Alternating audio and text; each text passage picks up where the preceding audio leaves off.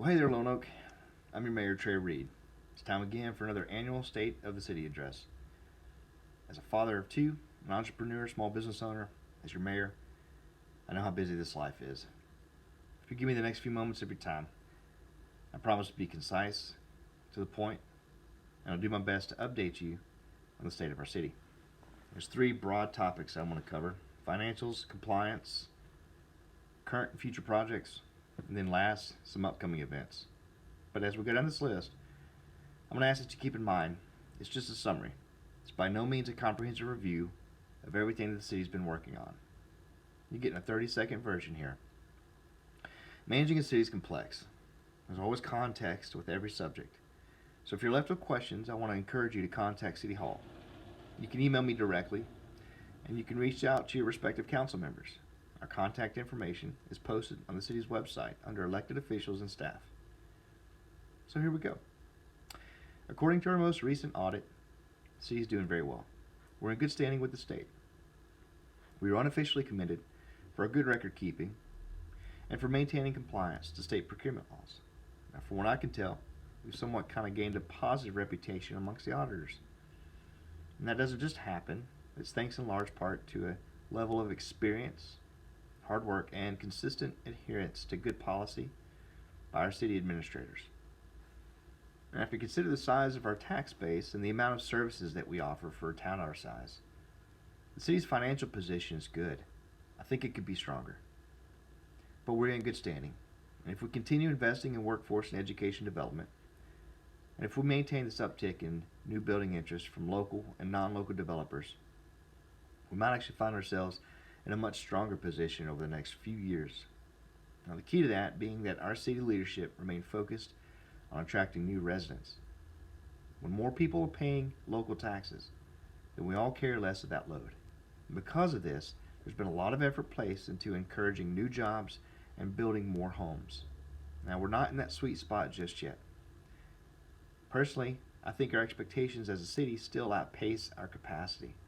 But what I will say is that we have momentum right now, and that started 5 years ago, and momentum is a good sign.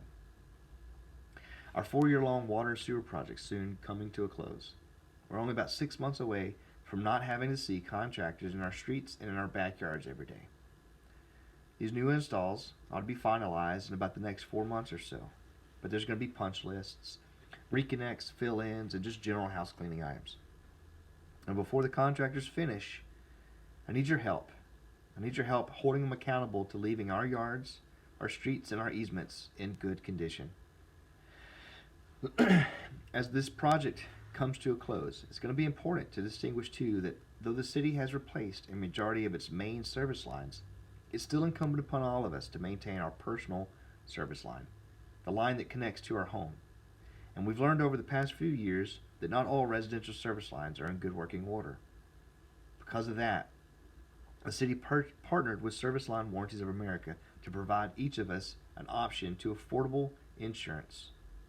The program's 100% optional. It's totally up to you. Service Line Warranties of America was going to mail a registration form to your home, and I want you to call City Hall if you have questions about it. All right, so let's talk about streets. They're bad. They're not the worst, but they're pretty bad right now. We've been cutting through them to replace old water sewer lines, so these potholes that you see that have gravel, they're purposefully left exposed. You see, the more time that we allow for compaction, the better the patch is going to be when it's actually covered. Now, what I'm not saying here is that everything's been perfect or making excuses, because it hasn't. But what I want you to know is that we're conscious of the poor street conditions. We also know that it's a temporary condition. There's a plan to repatch and or resurface most of the roads that have taken the worst beating during this construction. This happens last. It just doesn't make good sense to start repairing roads until the water and sewer contractors have completed their work. Otherwise, we start risking cutting through a brand new overlay, which would only degrade and immediately degrade the integrity of a new street. So hang in there with me. We're almost done. Now, I mentioned to you last year that Highway 31 overpass was scheduled to be replaced in April of this year. There's been a change to that timeline. We're still going to see new construction of that overpass, but it won't be as early as we thought. The best case now, we may be start seeing construction at the end of the year, but it's likely going to be towards spring or April of 2023. There is one project, however, that's going to begin taking shape very soon. That's the city's new solar array, the construction of which is scheduled to start within the next few months and will be located on the south end of the community center. As a reminder from years past, this solar array is an overall $2 million investment which pays for itself over the course of 18 years. And then from 18 on, we're expected to net approximately $1.8 million in total savings for the city. It's a smart investment. It just has long-term returns. I'm also happy to report to you that our citywide drainage study is complete. There are a few things here more important than moving the water out of town. And for that reason, we hired engineers to shoot grade all across the entire city. And we now have a certified plan to get water off of our streets, out of our ditches, and then ultimately out of town. The next steps to this is to secure a funding source, which is going to take time. What I want you to know now is that we started the long work of doing it the right way. Now, those are all mainly infrastructure points that I just mentioned, but these next few are going to be more focused on quality of life and the functions of city administration. We have an ongoing initiative right now that started over a year ago to redesign our streetscapes and our sidewalks in an effort to improve safety and to aid wayfinding for pedestrians, bicycle riders, and cyclists. And once it's finished, it's going to serve as the city's official bicycle pedestrian master plan, which can then be used to better determine placement for sidewalks and improve the bike riding experience across the city for years to come. There have been 2 public meetings on this already, and a third scheduled for April the 19th at the Carver Business Academy. If you're interested in the overall connectivity of our city, then I'd love to see you there. You know what else?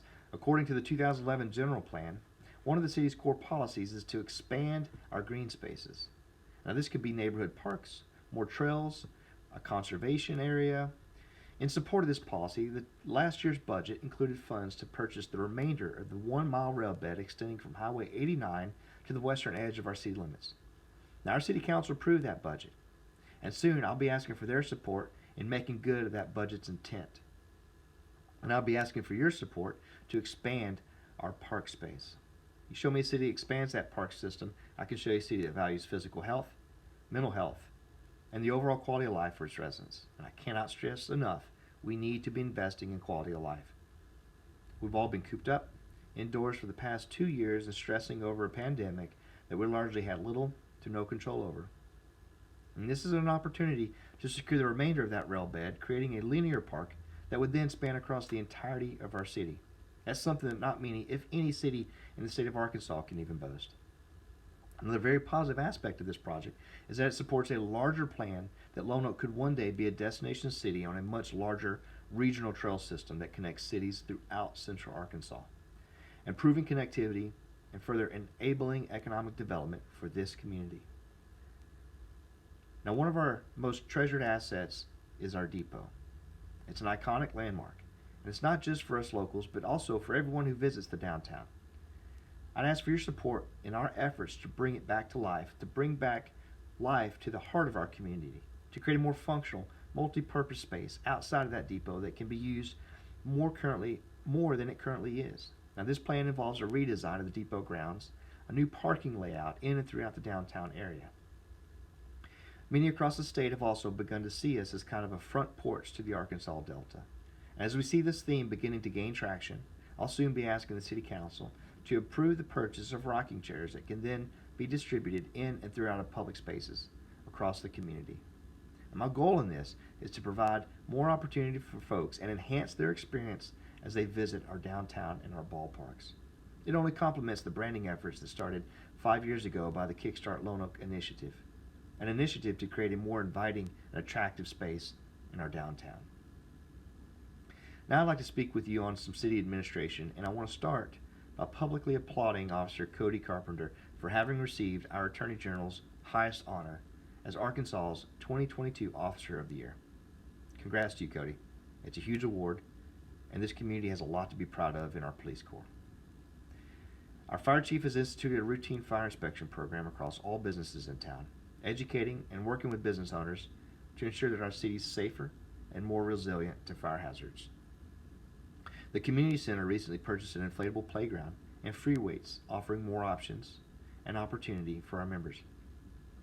Our ballpark is in the process of converting Field 7 into an all-dirt, regulation-sized softball field, supporting the growing interests of girls softball that we've been seeing in the past few years. We also added an ATV to our mosquito department to better accommodate larvicide application in and throughout our city ditches and in other places that we normally have not been able to treat or reach. Now, your planning commission's working together. They're getting stronger, they're getting smarter, and they're getting better at ensuring building practices are being applied across the board. Their work is important, and it is in consistent complement to the work being conducted by our community development department, by our code enforcement efforts, and the consistent application by your city council condemning rundown homes. Let me shift gears real quick for a minute. Now, no city's perfect. We have our challenges and our setbacks. But as your mayor, I've got a responsibility to not only highlight the good things going on, I've got to be honest about the bad and even sometimes the ugly. The first setback I want to discuss is the current cost of our trash collection. Gasoline prices have exceeded our service providers' contractual obligation to continue picking up our trash at the current rate that we're paying. So far, Green Environmental has continued to provide a fantastic service to this community. I'm convinced that we have one of the best providers in Central Arkansas.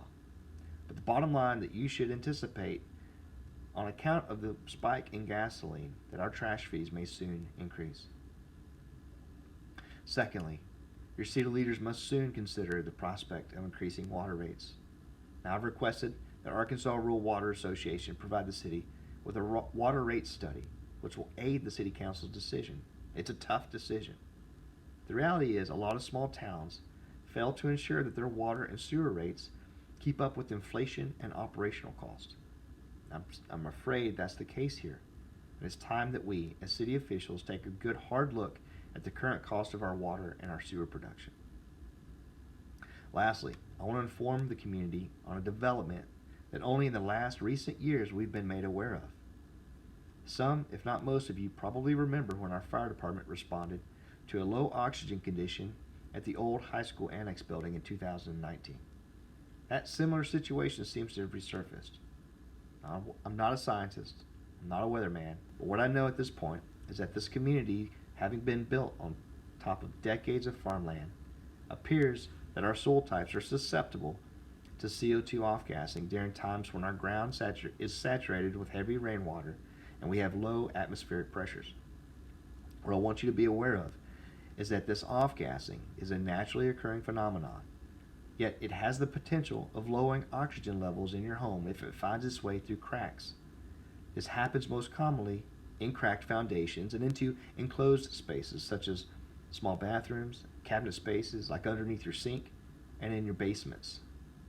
Second to this, and what appears to be isolated, is the element of radon was consequently found in 2 of over 50 homes that were tested. And what I want to leave you with is this.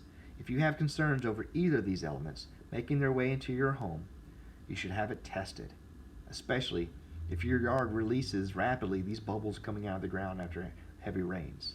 Now, our elderly are most susceptible, especially those living alone, so I'm asking that you check on your neighbors. Now, these tests, they can be found at a local hardware store or ordered online, and a summary of the Arkansas Department of Health's assessment has been posted on the city's website for your review. Now, I want to leave you with a few upcoming celebrations and public events, and I'd ask that you put these on your calendar, you participate with us, and you get involved. Be a part of this community. Look, I believe that local people do the best at solving their local problems, so I want to encourage everyone to continue paying more attention to your local government. Get involved again and be a part of the process. So, regular city council meetings are always posted on the city's website and to the Facebook account under the events tab. City council meetings are always the second Monday of every month at 6 p.m. at City Hall. Your planning commission always meets the third Monday of every month at 6 p.m.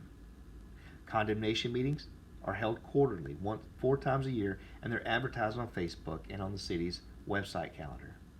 We usually also have a series of budget and finance meetings, usually 3 in November, as we're gearing up to pass the budget at the beginning of the year.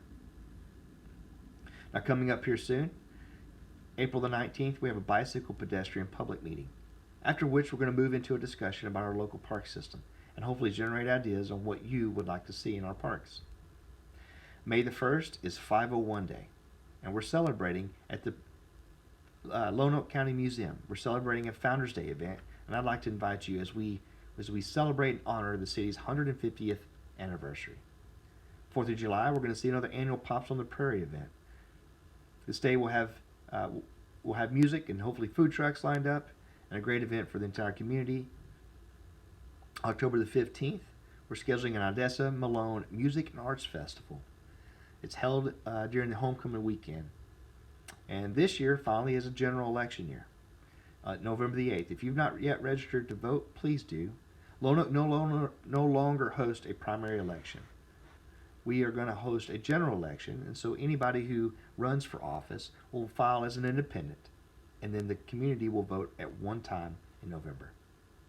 All of our locally held events and city meetings are always posted online at cityoflonoke.com.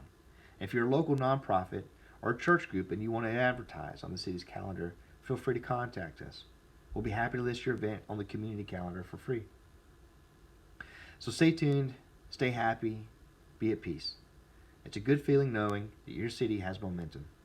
I'm still honored to be your mayor, and I'm going to continue seeking your support as the city prepares to enter its next 150 years.